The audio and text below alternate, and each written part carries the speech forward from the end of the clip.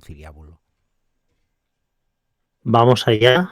Pues bueno, buenas tardes. Hoy me cojo las riendas yo de esta emisión para daros la bienvenida a esta charla que vamos a tener sobre todo lo que es Atlas Negro, ¿no? La gente veía Atlas Negro libro, Atlas Negro videojuego, Atlas Negro podcast, todo eso y mucho más. Pero antes, pues vamos a saludar a quienes están aquí con nosotros hoy.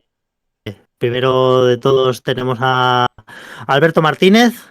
Noviembre Nocturno, ¿qué tal? Buenas tardes, ¿cómo estamos? A sus pies no somos dignos, me quito el cráneo, me meto fuego. Un honor estar aquí, un privilegio compartir charla en la Netcon y bueno, a ver si esto, sí, si estamos a la altura.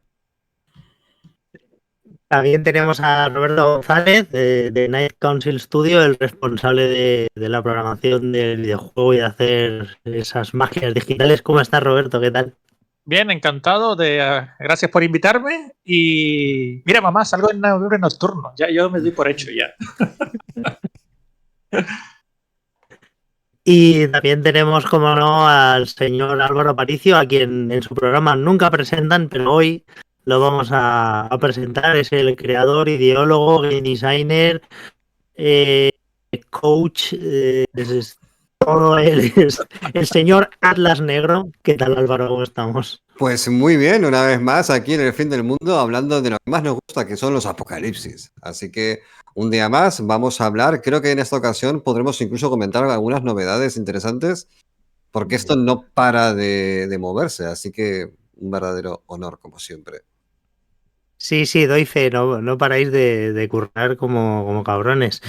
Yo soy Hugo Camacho de Orcini Press y bueno, antes de continuar, quería dar las gracias a la gente de la Netcon que nos han invitado no solo a participar en esta charla en la que podemos compartir para todo su público y quienes más hayan apuntado que es esto de Atlas Negro, sino que también pues Orcini Press nos han invitado a participar como patrocinadores y bueno, decir que las Netcon son unas jornadas de rol online benéficas, se pueden hacer donativos, además de apuntarse a las partidas y decir que son unas jornadas, como decía, solidarias en beneficio de los enfermos de ELA. Hay dos asociaciones que van a recibir los donativos, una asociación de enfermos de ELA de Cataluña y otra a nivel estatal.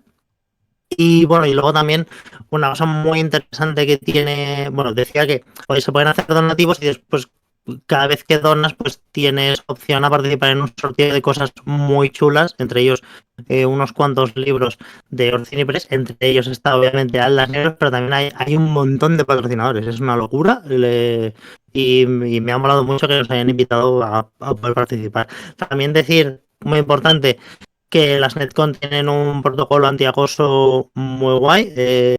Pretenden ser un espacio lo más seguro posible y creo que eso también hay que ponerlo en valor porque es algo que no ocurre mucho desgraciadamente, pero, pero en Netcon tienen unas políticas y unos protocolos antiacoso muy chulos, muy currados y eso es lo que quieren es que sea un espacio lo más seguro para todo el mundo, ¿no? Y dicho esto, vamos a empezar a hablar de Atlas Negro. Eh, ¿Cómo definiríamos Atlas Negro? ¿Alguien se atreve a tirar esa piedra? Chan, Vas a tener que chan. enseñar a alguien, Hugo, me parece. Tira el dado, tira el dado. ¿A quién le Venga, bueno, voy a empezar a hablar yo, ya Vale. que estoy aquí y me arrojo esta responsabilidad. Y a partir de ahí vamos construyendo un poquito. Yo cuando digo Atlas Negro, dicen, no, un libro, sí, pero es mucho más, ¿no? Yo creo que Atlas Negro es un proyecto transmedia en el que nos hemos juntado varios profesionales independientes, que es algo, yo creo que quede claro una cosa, que es algo muy tocho. A ver, Marvel te puede hacer calzoncillos de Capitán América, te puede hacer videojuegos, te puede hacer chicles y te puede hacer series, pero nosotros no somos la Marvel. Night Council Studio no es la gente esta que hace en Fortnite. Es un estudio independiente. Noviembre Nocturno es el podcast más tocho de radioficción en español, pero no deja de ser un proyecto independiente, ¿no? Entonces, quiero dejar claro que estamos hablando de un libro, estamos hablando de unos podcasts, estamos hablando de un videojuego y más allá, y todo esto lo estamos haciendo gente que, que además, pues no sé, muchas veces también tenemos otros trabajos y nuestros proyectos son muy pequeñitos. Entonces, yo creo que nos hayamos juntado. Yo soy uno de los últimos que ha llegado, ¿no? Ahora explicaremos cómo fue el proceso. Pero a mí que me han invitado a poder participar en esto me parece muy tocho. Me parece que estamos haciendo una cosa muy guay que no sé si tiene precedentes a este nivel así transmedia, a nuestro nivel de todo de gente completamente independiente. Pero creo que es muy guay. ¿Y qué es? Pues como decía, es un proyecto transmedia. Ahora mismo hay libro, hay radioficción y hay videojuegos y luego pues también están saliendo algunas cositas más. Eh, Álvaro, ¿tú crees que esta definición que digo yo de proyecto transmedia eh, está acertada? ¿Tú cómo lo ves? Porque al fin y al cabo es algo un teratoma que nació de tu cabeza y se ha ido expandiendo. Yo creo que sí, porque muchas veces creo que es muy acertado, porque cuando estamos como consumidores, espectador, oyente, lector, jugador, desde el lado en que a ti te llega el resultado, cuando el resultado tiene una calidad lo bastante buena como para ser consumido con disfrute, no tiendes a pensar que esto ha sido hecho con una serie de recursos como los que se suele tener en producciones mucho con más pasta, dicho en plata. No es el caso. Al final, en cada uno de los palos que nos movemos en esto, lo hacemos fundamentalmente por las ganas de crear, por el deseo de poder contar la historia que a nosotros nos mueve a poner esto en movimiento y porque ante todo pensamos que vale la pena, al margen de que sea una historia que nos gusta, es lo que nos apasiona verdaderamente. Entonces, poder llegar al punto de hacer converger tanto talento en diferentes áreas, en el área literario, de locución, de producción, de maquetación, de programación, para poder ir generando un estrato que tiene su propia identidad y que a mucha gente le va sonando, porque al final, al margen de que sea libro o audioserie o el futuro videojuego que es inminente, las cosas son de muy largo recorrido, sobre todo en el mundo del libro, donde se ve que hay cosas que salen el primer año, son sepultadas por las novedades y aún así siguen teniendo un recorrido silente que va generando esa capa base a partir de la cual la gente se va comentando, ¿no? Te has leído esto, te has escuchado no sé cuánto, has jugado no sé qué, y se sigue acercando gente, razón por la cual tantos años después seguimos hablando de esto y porque además es un proyecto que está vivo, con los mismos recursos que al principio y vivo porque vamos a seguir, pero no me quiero adelantar, eso dejo que lo comentes tú. Bueno, y ahora Atlas Negro, estamos hablando de un poquito todo lo que lo envuelve, pero vamos a entrar un poco en materia. Al turrón, ¿de qué va Atlas Negro? ¿Qué es esto? ¿Cuál es el lore? Eh, y también sobre todo cómo surge, ¿no? A mí es que me gusta mucho cuando explicas la historia de cómo se te ocurrió lo de Atlas Negro, porque es algo que aparece en uno de los relatos y cuenta a partir de ahí cómo Sí, de qué va esto. vale, Atlas Negro comenzó hace muchísimos años ya con una idea que, bueno, que fue mutando. La idea era un fogonazo. Lo típico que abres el blog de notas, lo apuntas y no sabes si algún día eso va a ser algo más. Que era un helicóptero sobrevolando un estadio de fútbol en el cual había una gran misa. El ambiente era claramente apocalíptico, pero no apocalíptico en el sentido de que va a impactar un meteorito, sino de que socialmente hablando se respira esa extraña épica de lo sombrío Y bueno, a partir de ese momento el personaje que está en el helicóptero, que va en la parte de atrás, dice, para poder ver lo que hay al otro lado, primero tengo que morir. Vale, es una idea totalmente aleatoria que surge en un momento, pero que fue un poco la primera piedra para empezar a construir varios conceptos, a partir del cual Atlas Negro se forja primero y curiosamente, en paralelo a la creación de Atlas Negro, se fue forjando Señor de los Caídos, que es algo de lo que también comentaremos a lo largo de este programa. Atlas Negro, a grandes rasgos, para quien no lo conozca, es como ya he dicho, un apocalipsis, pero con ese sabor de lo extraño. No es el apocalipsis de las trompetas sonando en la distancia, aunque pueda haber algún momento un poco más bíblico, ya que al fin y al cabo está muy engastado en la visión occidental de lo que es la espiritualidad.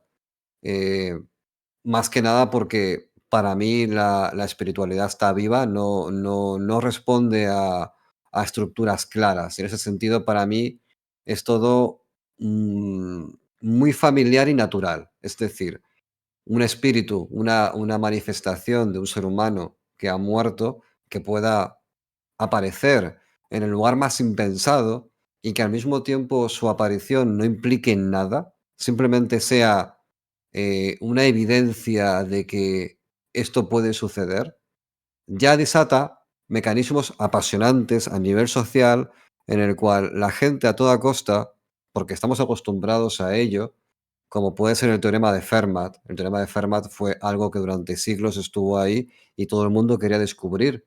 Y por el camino se descubrieron cosas apasionantes, que son la razón por la cual, cuando se resolvió el teorema de Fermat, dijeron, ah, vale, pero todo lo del medio fue apasionante. Esto es un poco parecido.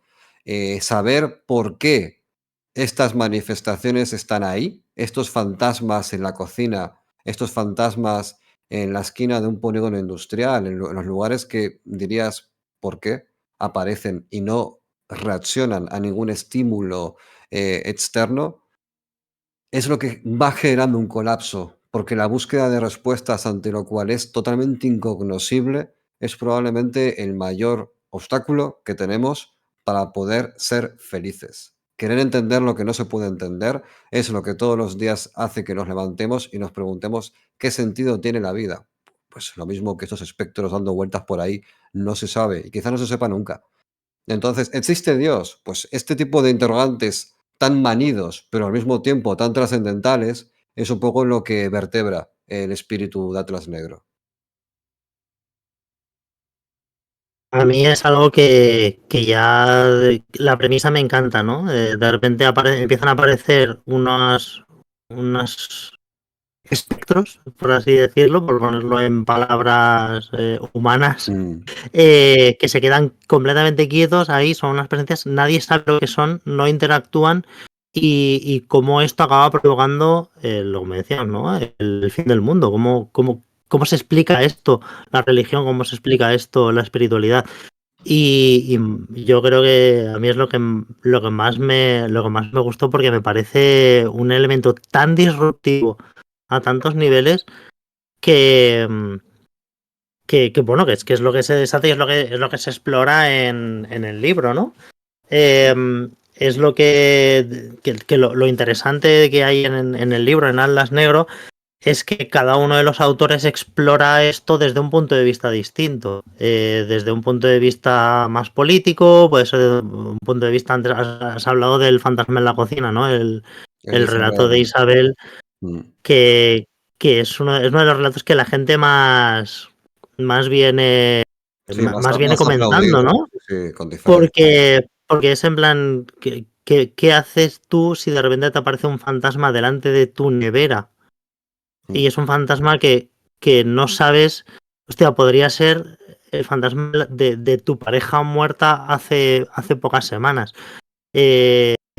Para que veáis que Atlas Negro va desde lo muy personal al colapso de la sociedad, ¿no? Bueno, y otra serie de cosas así más sobrenaturales que van surgiendo. Yo es que empiezo con Atlas Negro también un poco como fan. sobre todo de la historia. A mí es que es eso, si no me motivan las cosas ya, pues editarlas no me acaba de molar, ¿no?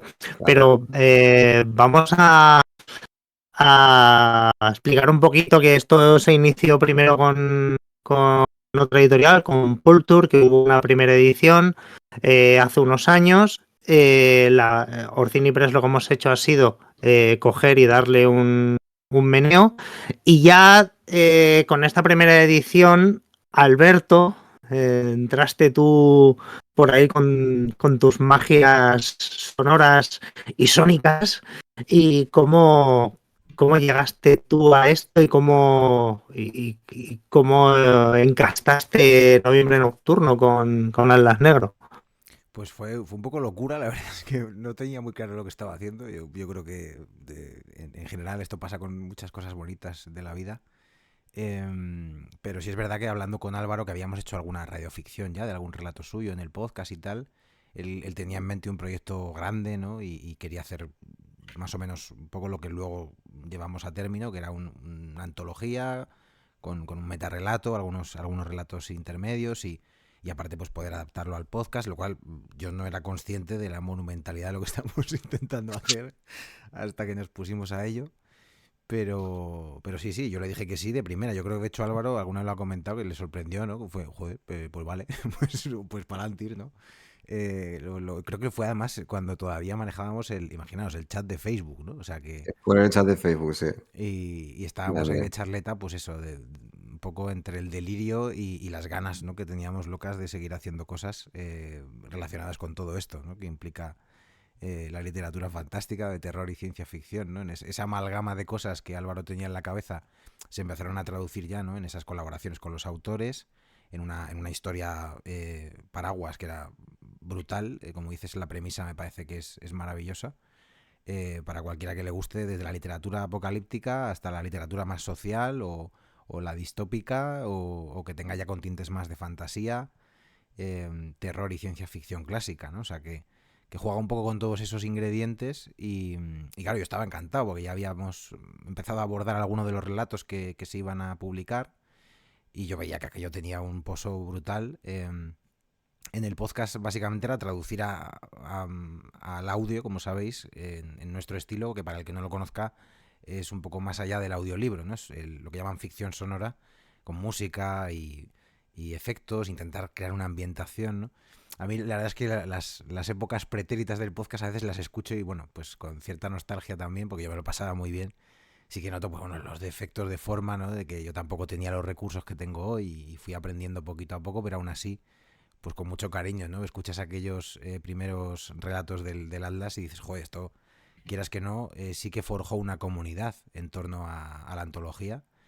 Y yo, o sea, yo creo que eso fue sorprendente para todos porque tuvo muchísimo éxito, como tú decías, Hugo, para un proyecto de nuestra escala, ¿no? Que seguimos siendo, ¿no? Pequeñitos a nuestra manera. Entonces, de repente ves que hay una audiencia, un respaldo y ya se va generando una sinergia brutal que ha dado pie, bueno, pues a todo lo que estabais comentando, ¿no? Hasta llegar al videojuego, que ha sido como una locura también.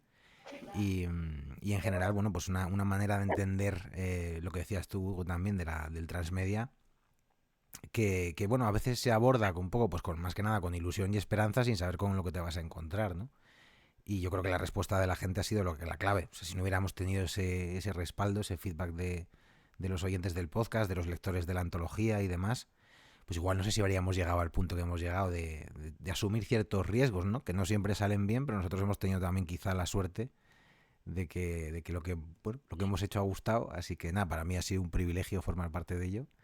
Y lo que queda, porque claro, hemos reeditado algunos episodios en audio, ha habido nuevas incorporaciones a la antología, o sea, el crecimiento que está teniendo esto, de gente que participa y gente que lo percibe más desde el otro lado, ¿no? Lectores, escuchantes y dentro de poco ya jugadores, pues veremos cómo sigue evolucionando. Vamos, para mí ha sido un privilegio formar parte de todo ello.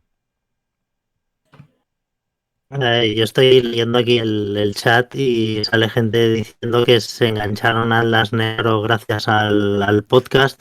A mí también me llega que mucha gente se ha enganchado también al podcast por el libro y yo espero que ahora también pues con el videojuego nos llegue toda una nueva un nuevo trasvase, ¿no? de fans. Creo que gente que se haya flipado con el libro o con el podcast se puede poner a jugar al videojuego. Todos los fans de los videojuegos que de repente digan, hostia, que hay libro, que hay podcast, que si tienen ganas de seguir con la experiencia, pues que sigan, porque también hay una cosa que es muy, muy interesante, yo no sé si estaba pensado, yo creo que no, es algo que surge de manera natural, pero tú puedes entrar en este universo de Atlas Negro, puedes entrar si solo quieres leer, lee solo. Si solo quieres escuchar las redeficciones, lee las redeficciones.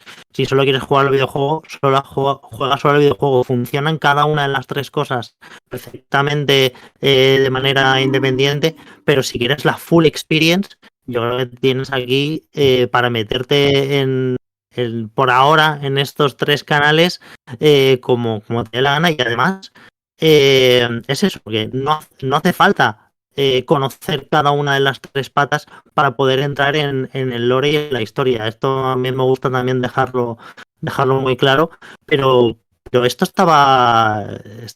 claro, estaba pensado, no estaba pensado, ha ido surgiendo así. ¿Qué me decís?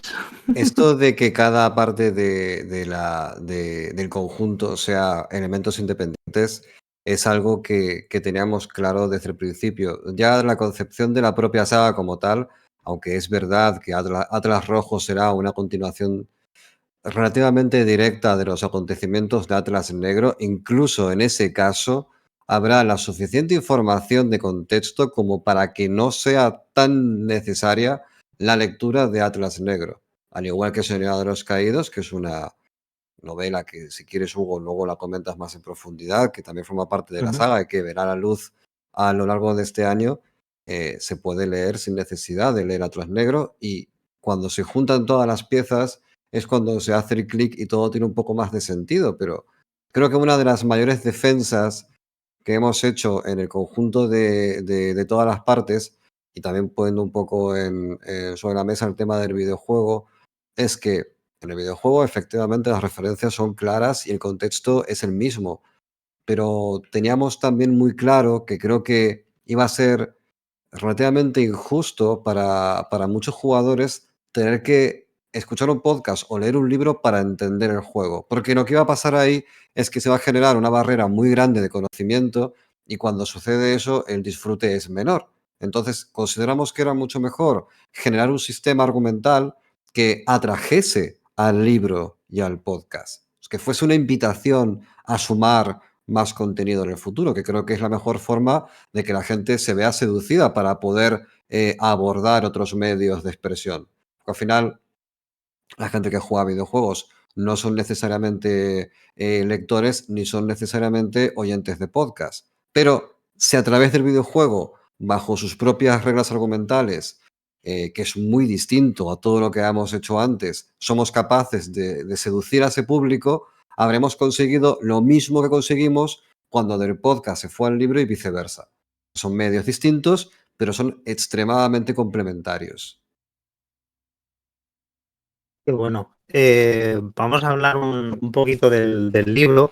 Porque el libro, es que además el libro tampoco acaba de ser un libro al uso. No es una antología ni es una novela, pero son las dos cosas. Bueno, en el libro hay texto los voy a leer así en un momento. Miguel Ángel Aispuro, Santiago Ximeno, Isabel Galán, Regino García, Miguel Garrido de Vega, Daniel Guzmán, David Jasso, Marta Junquera, Miguel Ramírez Moreno, Antonio Sancho, Víctor Seyés, Rubén Serrano, Ser School, que la he visto por aquí en el chat, y Diego Soler. Y además, todo ello, además de estar coordinado por Álvaro, también hay unos pasajes escritos por Álvaro.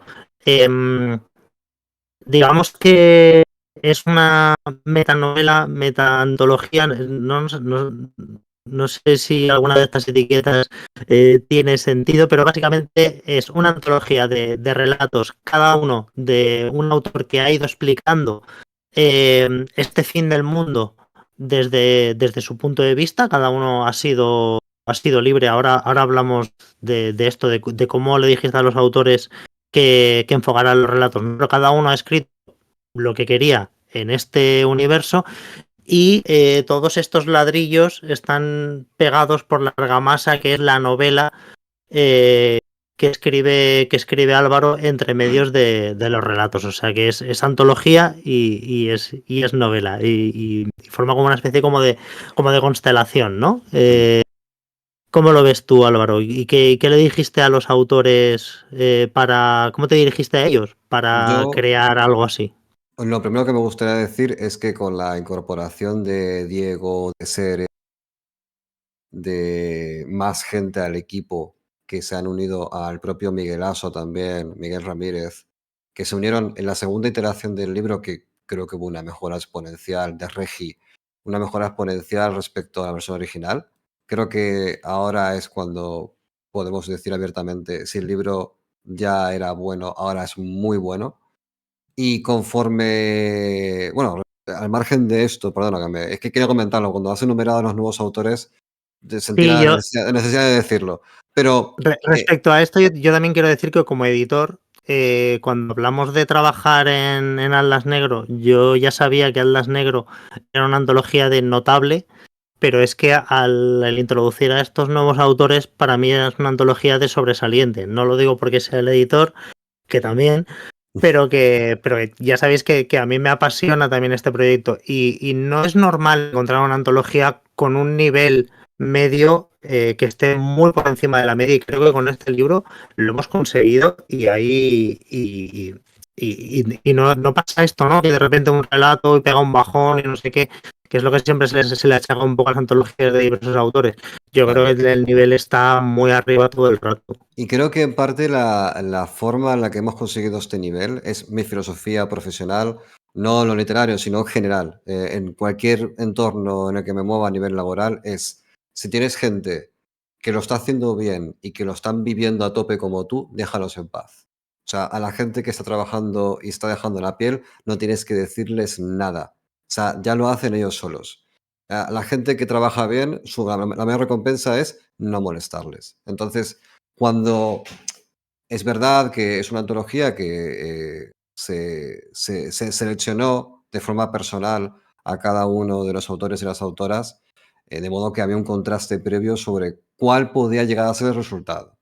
Pero aún así, aunque sabíamos que el resultado iba a ser muy favorable, cuando llegaron los cuentos, ya sea en la primera iteración con Pulture o en la segunda contigo, con Hugo, Orcini Press, perdón, bueno, el resultado nos maravilló. Estaba muy por encima de nuestras expectativas. En algún caso, incluso el nivel de confianza produjo que pudiésemos iterar, no porque el resultado base no estuviese bien, sino porque a muchos autores y autoras comenzaban a conectar sus ideas entre los cuentos, porque al ser una obra que respira como un conjunto de principio a fin, hay gente que contactó con otro autor que escribió de tal evento dentro del libro y dijo, oye, conectemos, ¿sabes? Una pequeña referencia, una pequeña idea. Es un poco por traer un ejemplo muy, muy socorrido como el círculo de Lovecraft, donde la gente se ponía a escribir, todo el mundo se ponía de acuerdo más o menos en cuál era el norte de la brújula y a partir de ahí cada uno pone su punto de vista, que es lo que yo creo que es la base del todo. Porque si no fuese una obra coral, no sería tan buena porque justamente poder salir de un cuento, de un fantasma en la cocina, a un cuento onírico, a pasar también al, que me da mucha pena, al cuento de Nocturnis, que se quedó como un extra que perfectamente podría entrar, o al cuento de Regi.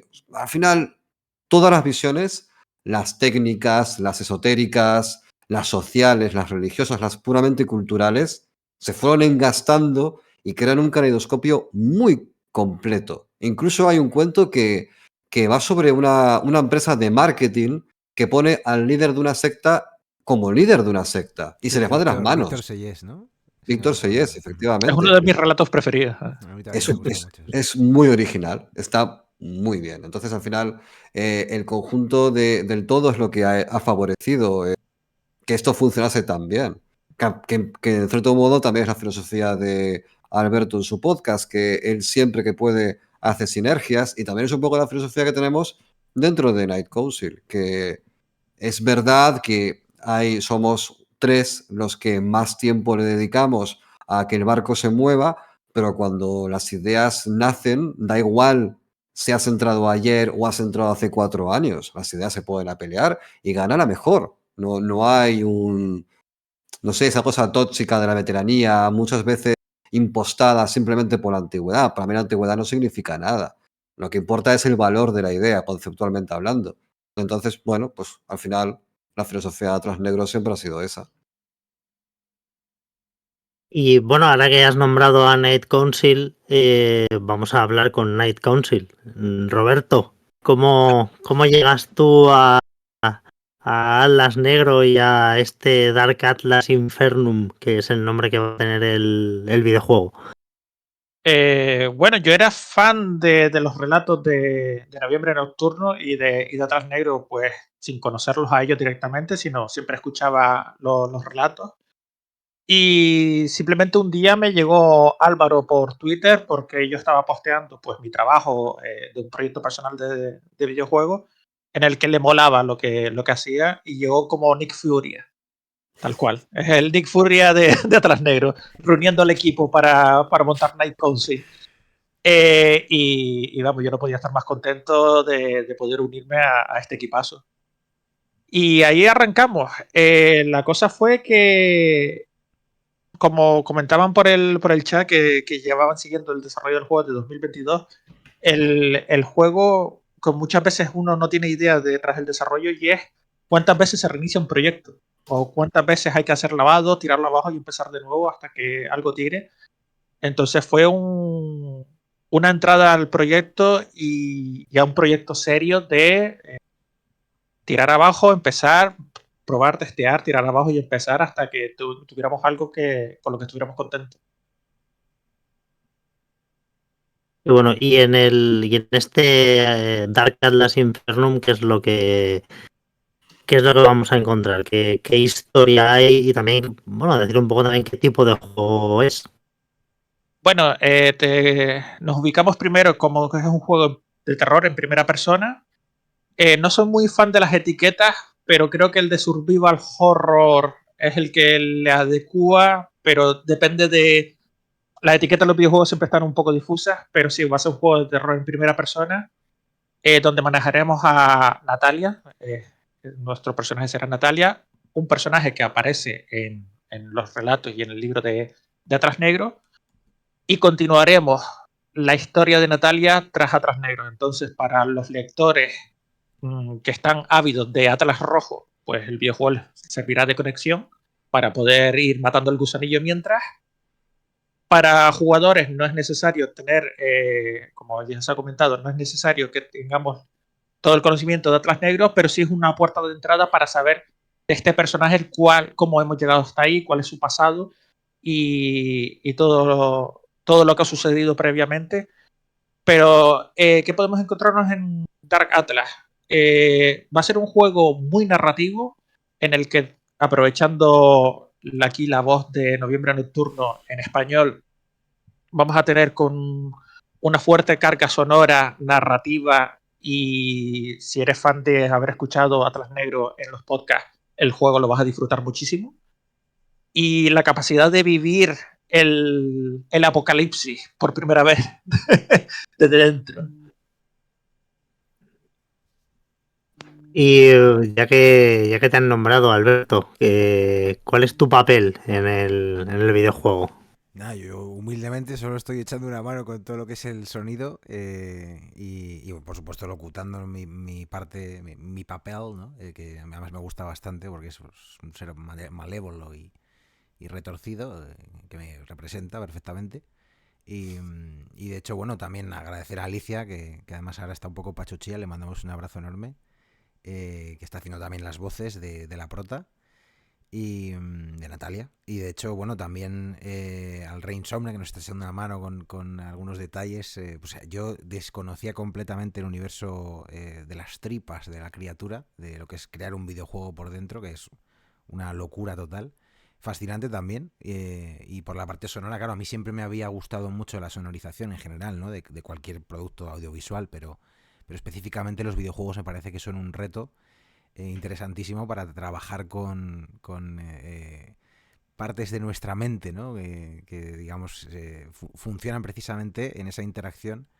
Juegos de terror en concreto, creo, es increíble, ¿no? Como a veces el sonido lo cambia todo, ¿no?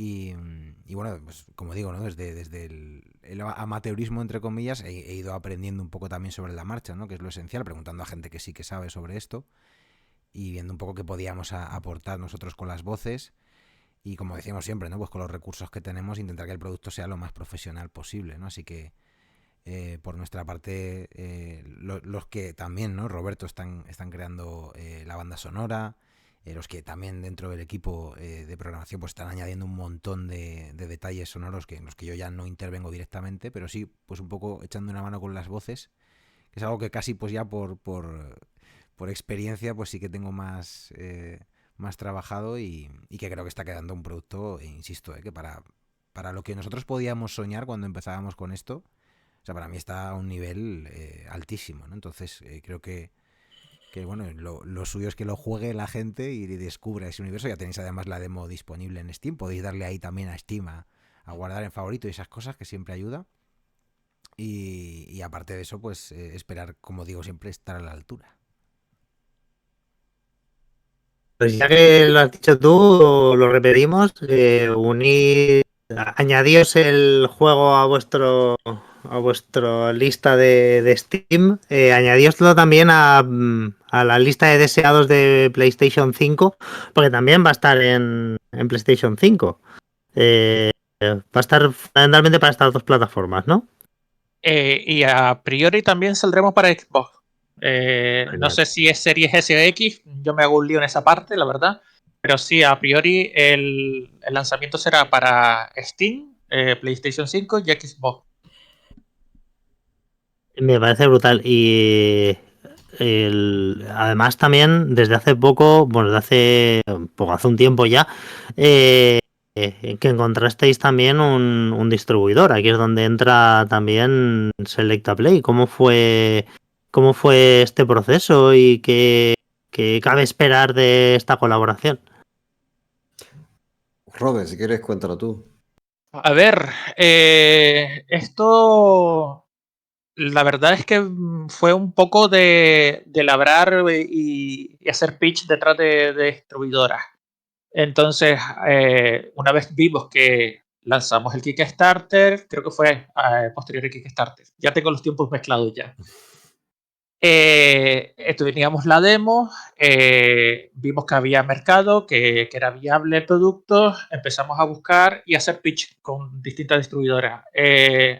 Si hay gente que está escuchando esto y es indie dev, es partirse el lomo, es recibir muchos no, muchos ya veremos y seguir intentándolo.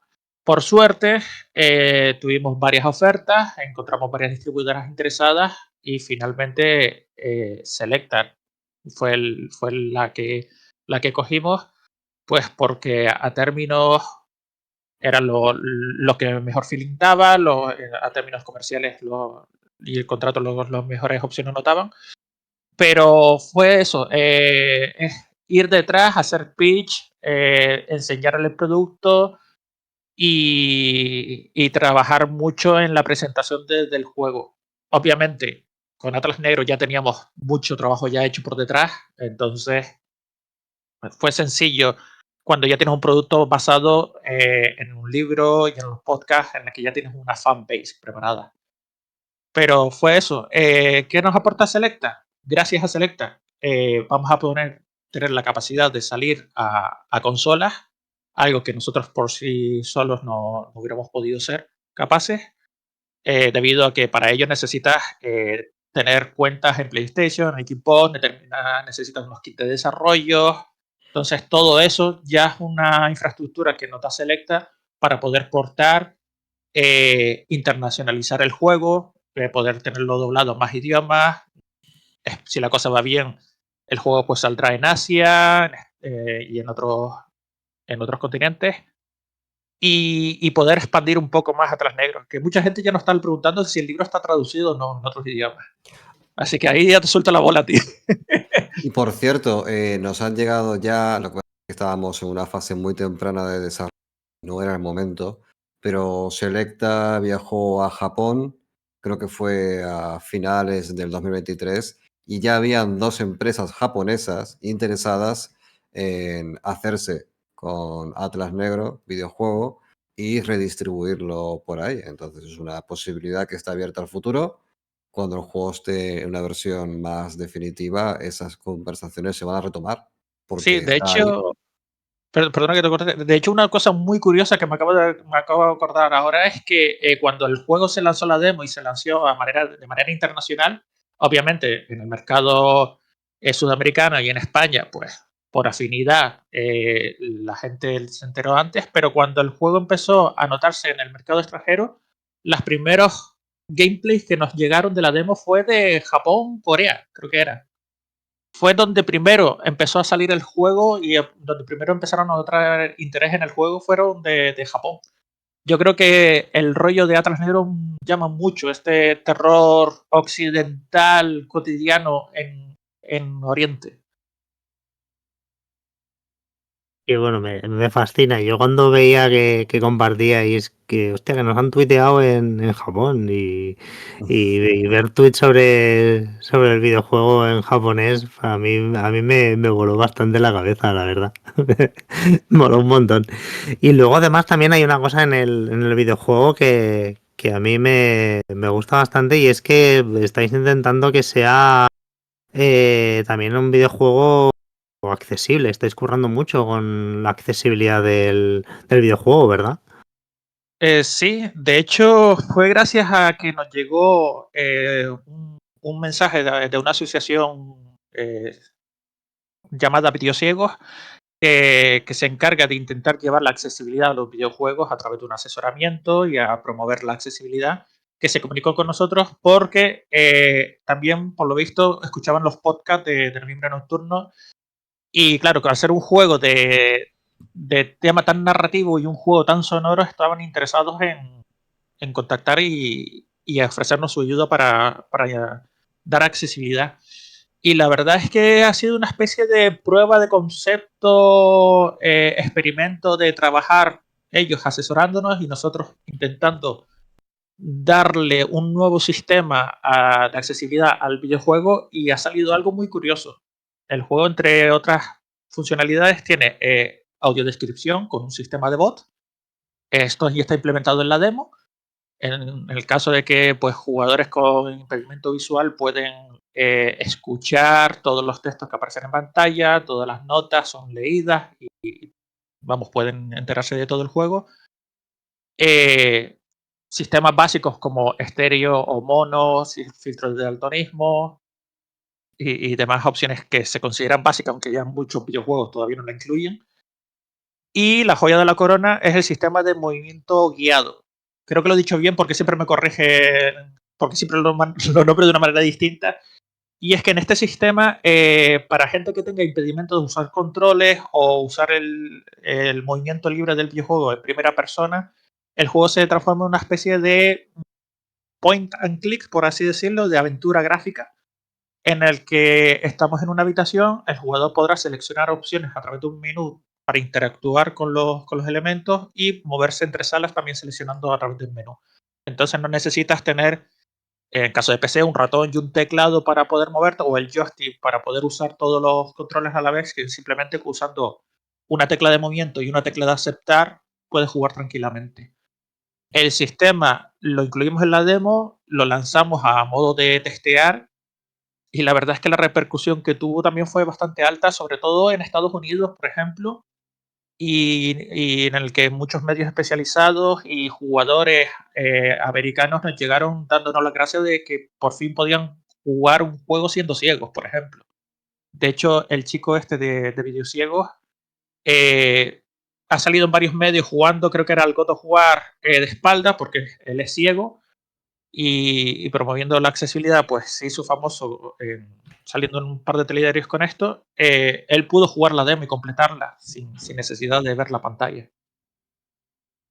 Y bueno, me parece una maravilla que además estéis trabajando ya desde una fase tan inicial, no tan inicial, que lleváis unos años, pero sí, lo importante es que ya de buenas a primeras el juego sea accesible, porque también implementarlo después es mucho más difícil. Y entonces pensar en estas cosas desde el principio yo creo que es importante, ¿no? También es algo que pasa en el diseño industrial y en la arquitectura. Si no piensas primero en la accesibilidad, implementarlo después es también un problema. Entonces, creo que, no sé, a mí me gusta mucho que el videojuego ya, pues, se pueda ser también realmente accesible para el mayor número de personas. Me parece, me parece muy, muy guay. Y bueno, ¿qué os parece si ahora eh, volvemos a saltar un poco? Bueno, ahora hablemos ya de futuro, porque hemos hablado ya de todo lo que hemos hecho. Ande, vamos. ¿Cómo está el videojuego? Y después del videojuego vamos a saltar a otras cosillas. Pues del videojuego que te hable el maestro Necroraptor. Bueno, el videojuego va bien. Esperamos poder lanzarlo a priori. La idea era lanzarlo a finales de este año. Pero tal como están los sistemas de producción en físico y con el tema de porting seguramente se vaya a inicios de 2025. No es del todo claro, pero estamos en ello. Avanza a buen ritmo. La idea es eso, poder sacarlo. Ya veremos si luego saldrá un Dark Atlas 2 o no. Aprovechando. Pero yo creo que eso, para seguramente como muy tarde, inicios de 2025, el juego ya estará en el mercado. Como siempre con estas cosas, el 90% del esfuerzo está en el último 10% del tiempo. Creo que como ocurre en todos los proyectos, con lo cual ahora estamos en una fase de crunch autoimpuesto en el que vamos a toda pastilla, pero por suerte ya tenemos los engranajes bien engrasados y estamos el equipo súper coordinado. Así que avanza bien, avanza bien. Y hay que recordar que esto no es un estudio de estos tochos de cientos de trabajadores que luego echan a la mitad y demás, sino que es un estudio pequeñito. Entonces yo también me hago cargo de que hablar de tiempos es un poco difícil, como también es un poco difícil hablar de tiempos en cuanto a lo editorial. No hace muchos aquí en el chat he visto que preguntaban por Atlas Rojo, ya que estamos, pues antes de Atlas Rojo va a salir Señora de los Caídos. Eh, nos gustaría que saliese antes de verano, pero estamos ahí. Estamos trabajando en ello, que diría cierto expresidente. Pero ahí vamos con paso firme porque ya que reeditamos, pues si podemos mejorar como hicimos con Atlas Negros, aquello acabar de pulir para que el diamante brille en todo su esplendor, pues eso es lo que haremos, ¿no, Álvaro? Sí, efectivamente, Atlas Negro ya dándole esa última pulida final que se notó un montón. Señora de los Caídos, por entrar un poco en contexto, es para quien ya haya podido disfrutar Atlas Negro, casi se podría considerar una precuela, aunque esto es falso porque verdaderamente se escribió en paralelo. Yo empecé Atlas Negro, di las instrucciones a los autores y las autoras para que se pudiesen a trabajar en sus respectivos cuentos y me empecé a escribir Señor de los Caídos, que era básicamente, que es un descenso a los infiernos, en el sentido más estricto de la palabra. Voy a coger algunas referencias muy básicas, aunque no las comparto del todo, porque al final creo que esto es un poco un nivel de exposición con el que no estoy de acuerdo en este tipo de fantasía oscura, pero el Hellraiser de Clive Barker o un Silent Hill con ese rollo puramente psicológico, o incluso el Paraíso Perdido de Milton, o cualquier referencia al estilo Divina Comedia, encajan muy bien con lo que busca Señora de los Caídos, solo que llevándoselo a lo cotidiano, ¿no? A las desgracias domésticas, a lo que, como muchas veces el infierno, o mejor dicho, el fin del mundo, el pequeño apocalipsis de cada uno de nosotros está a la vuelta de la esquina en el acto más jodido que os podáis imaginar, pero al mismo tiempo jodido por trivial. Es como una puerta que se cierra, un agujero que no ves y te caes, algo que está ahí y te jode la vida. Y básicamente es un poco el concepto de Señor de los Caídos, de cómo la desgracia, cómo el infierno está tan engastado en aquello que puede llegar a ser muy trivial, con la peculiaridad de que la obra en ese viaje va tejiendo de un modo muy orgánico, porque a mí el concepto de world building me mola mucho, pero también me genera muchas alertas, porque cuando hablo de world building siempre me retrotraigo a obras donde parece que importa mucho más el mapa de la primera página que la historia que quieres contar. Entonces, como a mí, yo no lo comparto para nada, a mí lo que me importa es la historia, no el mapa. Yo brujuleo a través de un mundo que se va formando alrededor, pero casi como si fuese una cámara al hombro. Y de esas bases es de la mitología de la que bebe Atlas Negro, porque donde Atlas Negro es casi un thriller en algunos sentidos, un thriller esotérico, donde un personaje, mientras transcurren las historias corales de los demás autores y autoras, va viajando por el mundo para intentar resolver algo que parece que es imposible, que es el prota, que es Mael. Señor de los Caídos ocurre antes y en una dimensión que tiene claras referencias con el mundo real, pero que no deja de ser el infierno, que puede ser un infierno simbólico, un infierno mental o un infierno extremadamente material. De hecho, es un libro que escribí en un momento de mi vida muy complicado, que hay gente a la que le he dicho cuando lo iban a leer, ten cuidado porque a lo mejor te llevas una impresión equivocada de mí.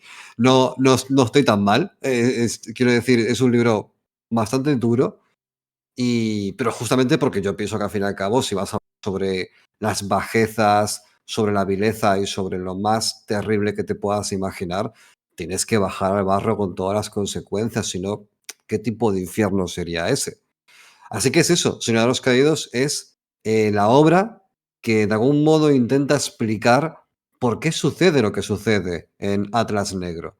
Solo que, por un tema de cronología, la podríamos enclavar antes del Atlas, pero que la una como la otra respiran de forma casi estanca, se llaman entre sí con referencias, pero conceptualmente son distintas, que creo que es lo que decía Hugo al principio, de que uno de los valores justamente era intentar que cada parte del todo fuese una pieza suelta que cuando la juntas con lo demás conforma el mosaico, pero que por sí sola ya es un cuadro. Así que, Señor de los Caídos, si todo va bien, yo ya se lo dije a Hugo que me gustaría mucho poder revisarlo en profundidad.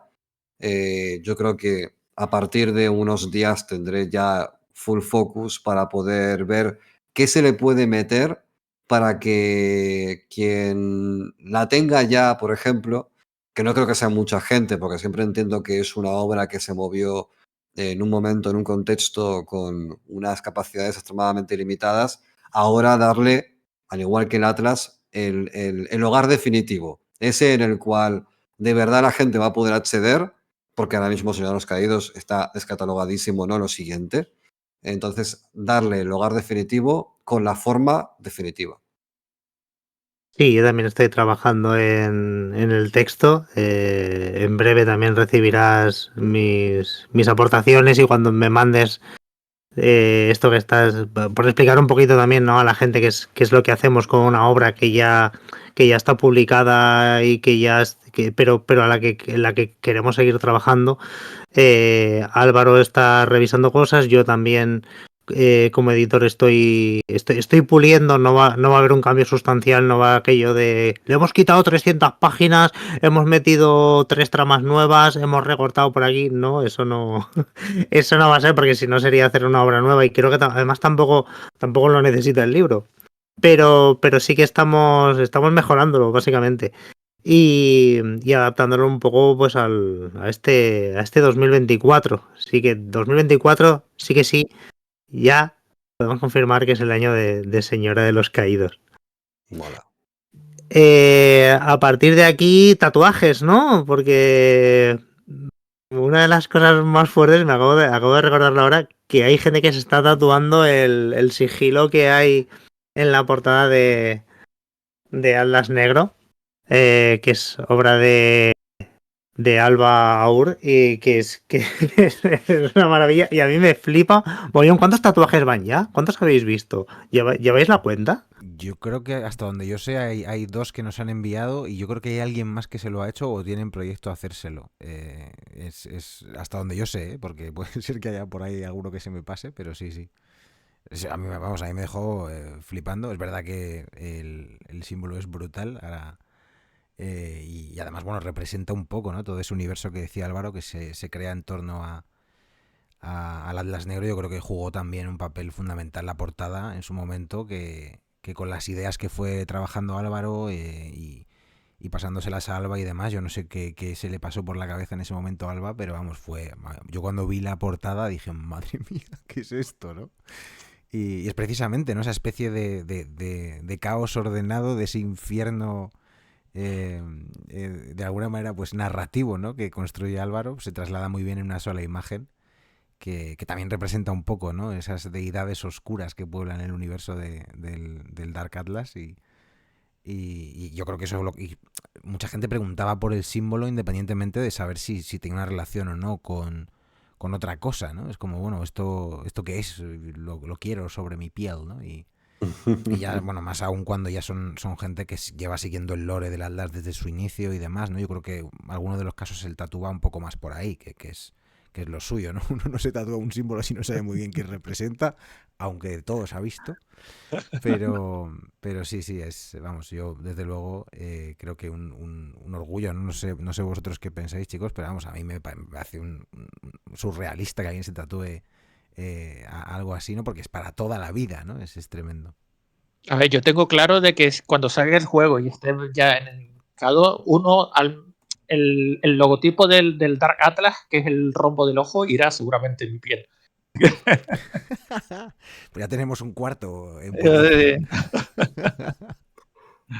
Y bueno, a mí es que a mí me ha flipado mucho encontrarme tantos fans de Atlas Negro, porque es algo que no te deja de sorprender nunca, ¿no? Por lo que decíamos, a un nivel pequeñito pero tan grande, que de repente encontrarte a gente que le gusta, que entra tanto en el rollo como hasta el punto de tatuarse, me parece maravilloso. Y estábamos hablando de la estética, yo también es algo que tenía claro que había que mantener. La portada de Orcini Press es parecida a la anterior, solamente le hemos cambiado un poco la disposición de los elementos, pero es que además también si la tipografía, el sigilo y todo se iba a mantener en el videojuego, pues creía que era muy importante. También estaban todas las gráficas del podcast, entonces yo creía que era muy importante mantenerlo y además me parece potentísimo. Entonces por ahí, por ese lado, Yo Yo creo recuerdo... creo que que, yo creo, es breve lo mío, yo creo que simplemente, al final siempre decimos de no juzgues a su libro por la portada. Bueno, al final lo hacemos todos, siempre cuando tenemos un libro y una portada que es horrible, las probabilidades de que lo dejes en su sitio, pues a lo mejor son un poco más altas que si fuese una buena portada. Pero es que en el caso de la portada de Atlas Negro es tan increíblemente buena que llama la atención, incluso antes que el título. Yo es que he visto contigo mismo, Hugo, en el Día del Tentáculo, ver cómo se acerca gente al libro que no saben lo que es, simplemente para tocarlo. Es decir, ¿qué es esto? ¿Qué estoy viendo? Y entonces es cuando la gente ya entra en contacto con la dimensión de la obra, con su título, con su sinopsis, y dicen, ah, vale, es un libro. Pero es que la portada llama tanto la atención que ya por sí solo justifica el que te acerques. Es una cosa extremadamente llamativa y en su momento lo dije y lo sostengo, forma parte, yo creo que del encanto y del éxito del conjunto. Sí, yo solo iba a decir que a mí, o sea, estoy alguna anécdota divertida, ¿no? En algún evento que hemos hecho, ¿no? Que la gente llegaba, incluso en la propia tienda online, ¿no? De Outer Gods, donde se venden las camisetas con el merch de Noviembre Nocturno y demás, ¿no? Y de gente que simplemente pues quiere esa camiseta, pero no tiene ni idea, porque claro, en la camiseta ponía Atlas negro debajo, ¿no?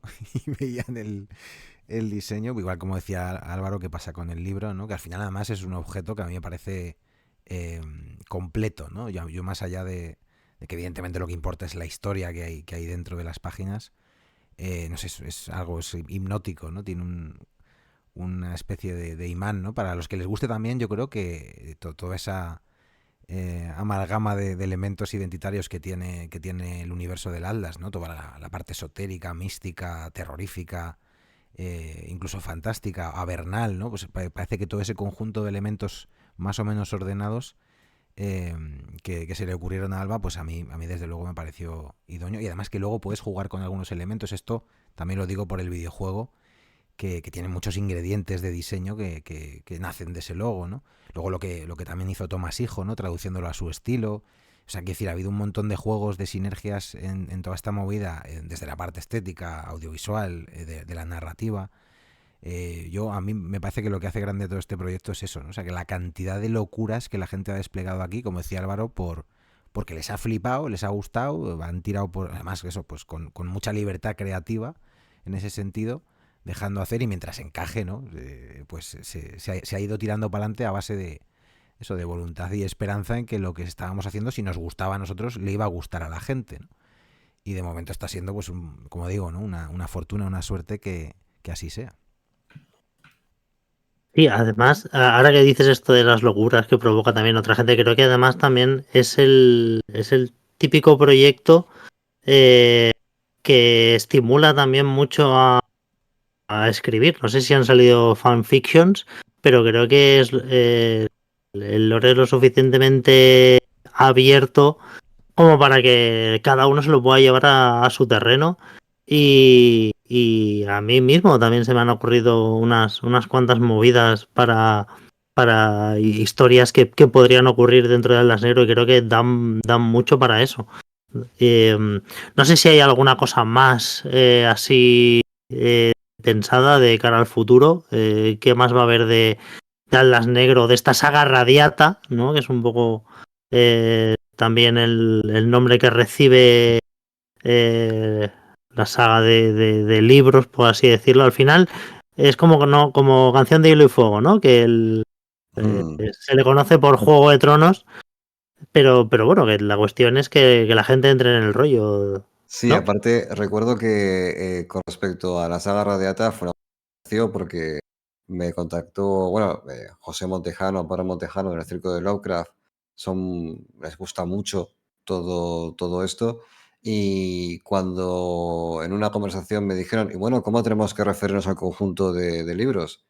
Ya cuando estaba Atlas Negro publicado, y no supe qué responderlo, no tenía ni idea, no había una necesidad puntual al principio de decir, bueno, esto va a ser una trilogía. No teníamos ni idea. De hecho, seguimos sin saber si esto es una trilogía, porque esto avanza de forma natural y se van sumando capas.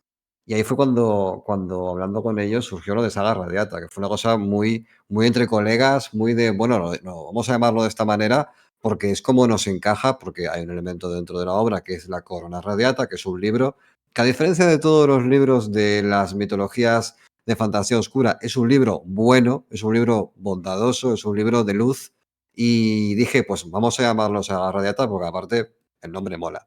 Y con respecto a alguna cosita que pueda estar por ahí dando vueltas, nos han comentado en varias ocasiones, la última reciente, alguien de tu propio círculo, Hugo, la posibilidad de ver de qué manera se podría llevar todo esto al mundo del rol, de qué manera se podría coger la cosmogonía que hay, y gestarla dentro de unas reglas e intentar que tengan un poco más de orden, porque el rol efectivamente requiere que haya unas reglas claras, sobre todo si es narrativo.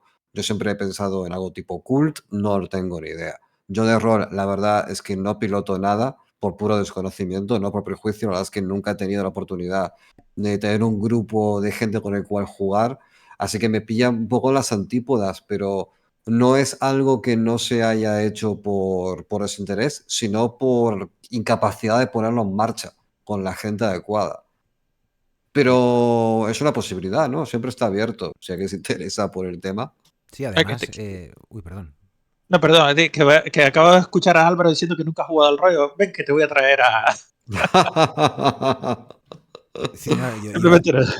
precisamente iba a decir que, bueno, de hecho, o sea, organizar una partida, eso sí que se puede hacer. Además, aprovechando que estamos en la Netcon, porque además estaba por aquí Alia en el chat, el maestro Hacing, con el que yo he colaborado mucho, todo lo que supone también el tema del de Profundis que hacemos aquí todos los sábados, la gente de Cadafra, ¿no? Con los que hacemos también con Javi Gil y Fran Fernández.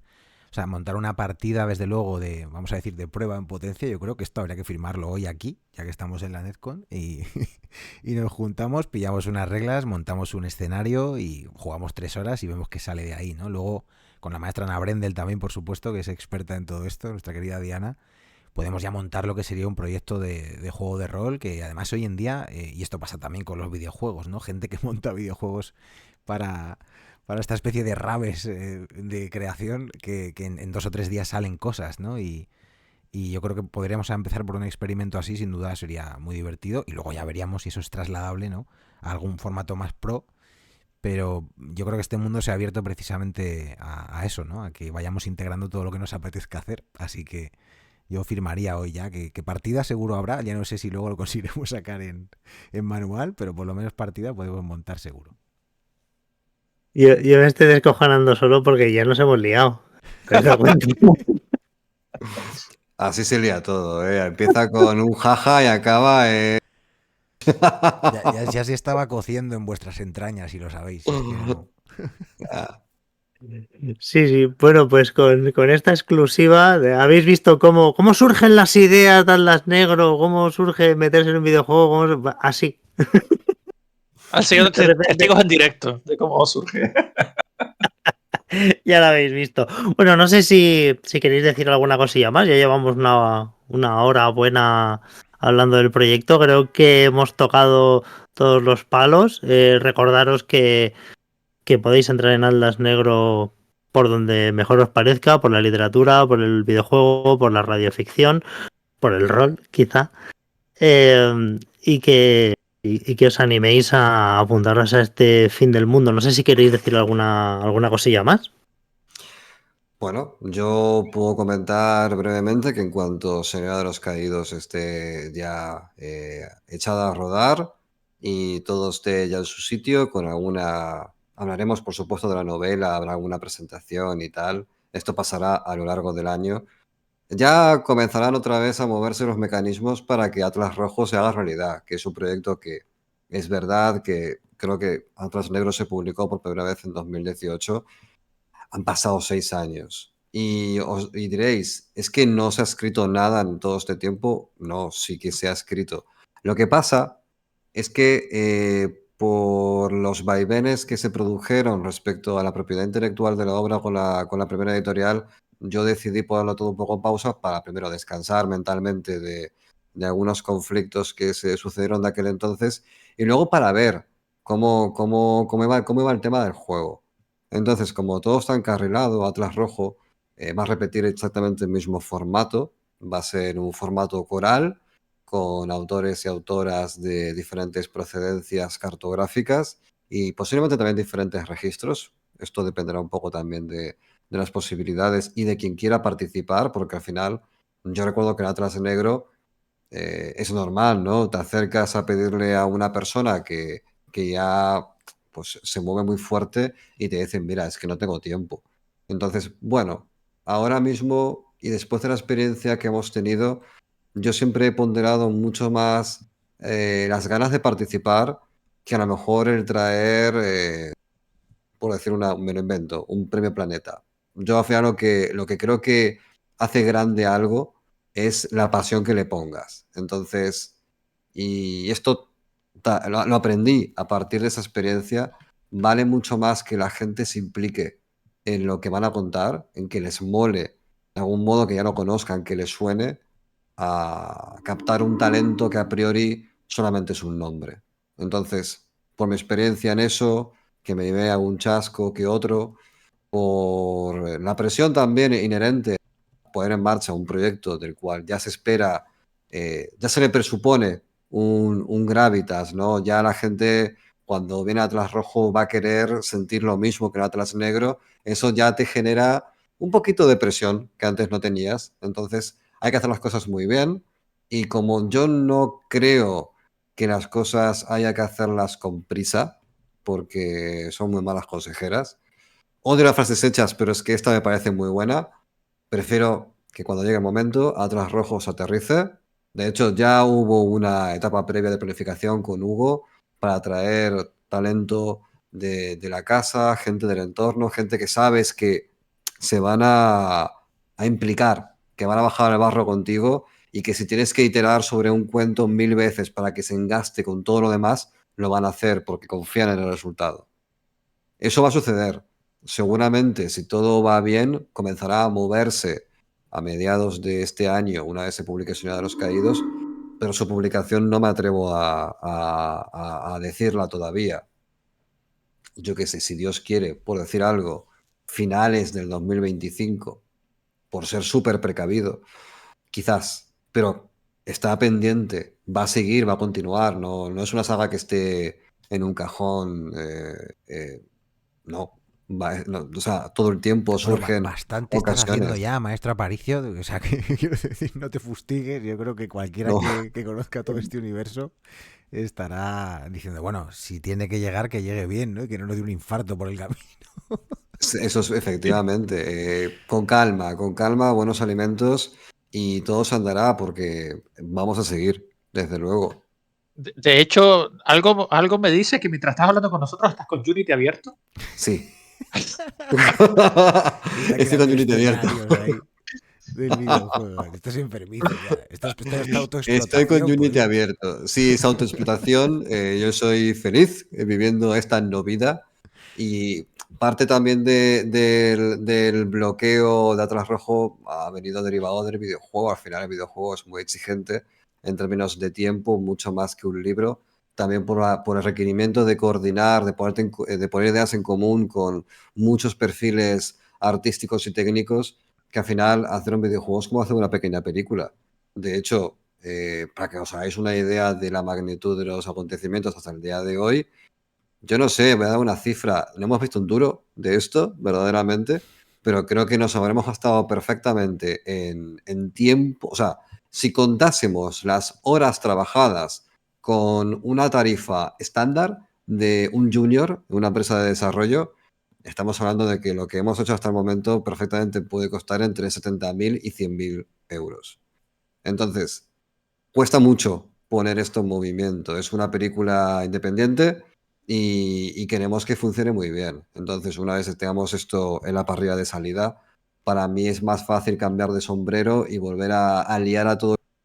Bueno, ¿dónde están vuestros cuentos? Y empezar otra vez en modo loco a que Alberto se pueda grabar, a que Alberto también deje de vida, porque cuando me acuerdo que la etapa de Atlas Negro, cuando estuvo ahí, él mismo Sí, lo sí. acaba de decir antes, subestimó el volumen de trabajo porque es súper exigente, es estar ahí como loco grabando sin parar, además con mucho miedo, porque, claro, uno de los grandes compromisos de Alberto con todo esto, y yo lo entiendo, es que cuando haces una gran serie de 16 partes, de algún modo estás hipotecando el espacio del podcast a que eso sea lo que funcione. Y todo el mundo sabe que cuando ves una serie cualquiera, el share que hay al principio no es el mismo que hay al final.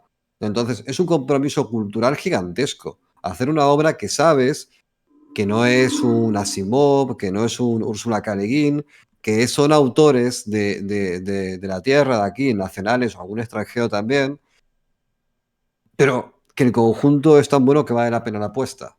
Aún así es mucho trabajo. Entonces, Atlas Rojo saldrá con paciencia. Estará cuando esté. Ahí lo dejo. Me gusta que hayas sido más conservador que yo en cuanto a las fechas. Así que nos quedamos con la tuya. Nos quedamos con la tuya. Muchas gracias por acompañarnos en esta charla sobre este proyectazo del cual creo que es un placer absoluto participar. Muchas gracias, Roberto González, de Night Council. Encantado. Muchas gracias, Alberto Martínez, de Noviembre Nocturno. Un placer. Muchas gracias a vosotros por invitarme y por montar este delirio. Muchas gracias, Álvaro Aparicio, creador, ideólogo y hombre orquesta y director de orquesta de Atlas Negro. Un honor siempre. A mí tráeme todos los días a hablar de... No me canso. A mí... Hablemos de Apocalipsis, joder, por favor.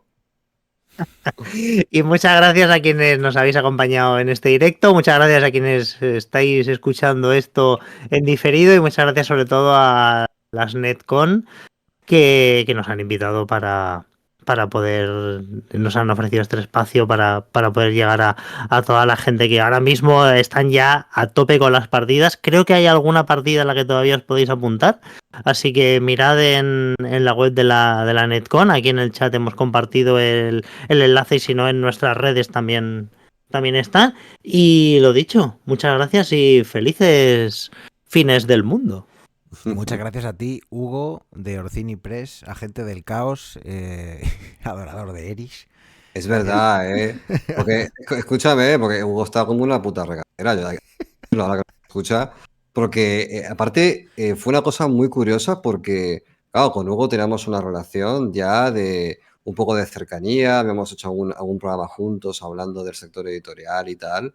Y cuando surgió todo esto, para que la gente entienda un poco el contexto del sector editorial, es muy difícil apostar por una obra que ya ha sido publicada, teniendo en cuenta en qué mercado nos movemos. Es un mercado de género, de nicho, es chiquitito, es español, autores nacionales o latinoamericanos. Es una apuesta súper arriesgada. Yo cuando Hugo vino dije, aparte lo puse en el prólogo, está puto loco. Es que, de verdad, yo con él me voy al infierno porque, claro, es que yo sé que me va a cubrir las espaldas, porque está igual loco que nosotros. Así que, de verdad, muchas gracias, Hugo, porque la verdad es que si no hubiera sido porque tomaste el testigo de todo esto, pues seguramente mucho se hubiese quedado en el tintero para siempre. Esto le ha dado una segunda vida. Sí, es que, no sé, a mí me molaba el proyecto. Yo compré el libro por FOMO. Compré el libro, no sé si fue en el primer día del Tentáculo, antes de la pandemia, que yo estaba allí con mi mesita y compré Atlas Negro porque lo estaba comprando todo el mundo y no me quería quedar fuera. Y luego, claro, cuando me enteré de que estaba esta posibilidad, yo no me embarco en reeditar una obra porque es lo que tú decías, el mercado que tenemos es súper pequeñito, ¿no? Sí.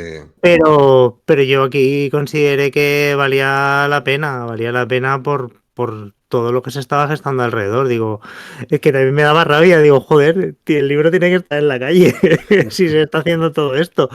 Pues venga, pues lo hago y nada, y eso, hablamos y hasta hoy.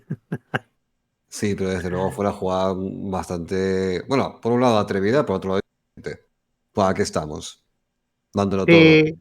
Sí, es una locura, pero creo que ha salido bien y que además también, pues no sé, estamos, que me gusta mucho trabajar con vosotros, además, y con la gente que también se ha implicado en el libro, o sea que, no sé, eso, pasión y ganas de que el proyecto salga adelante y pasárnoslo bien sobre todo.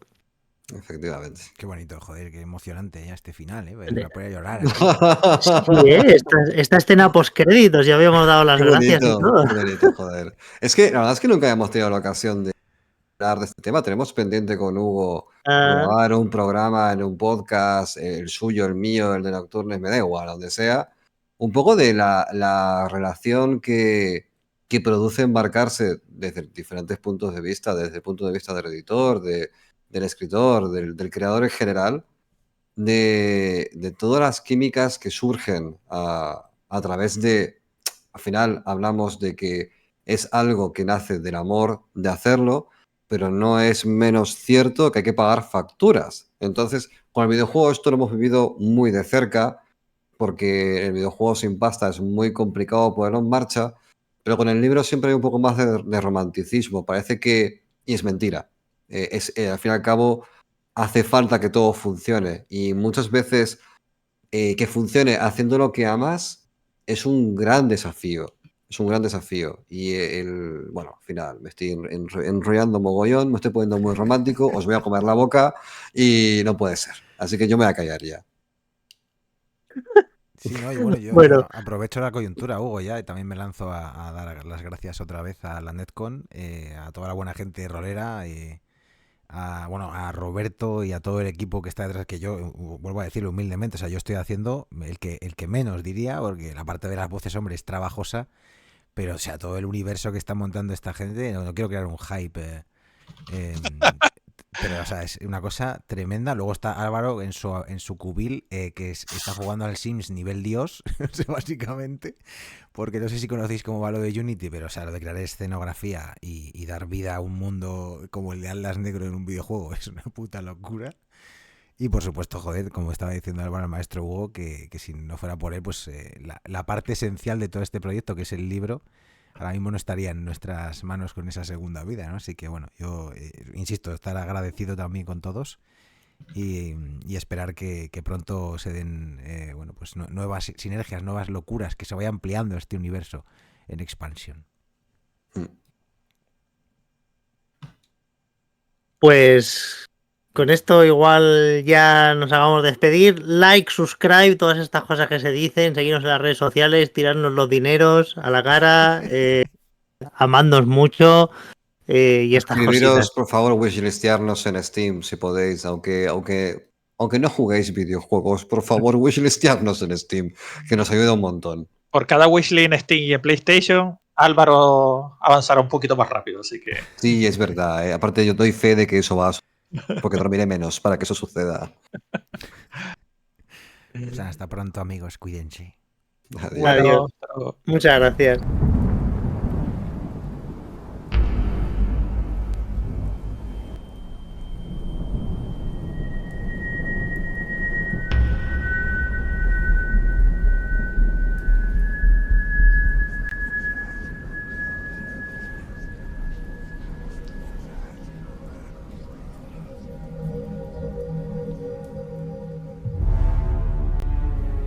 Noviembre es el mes que inicia el trimestre más oscuro del año. La puerta de plata. El son de la danza de los espíritus. Es el mes de la máscara en el que los pueblos feéricos desposarán mortales y se abrirán todas las grutas de las hadas.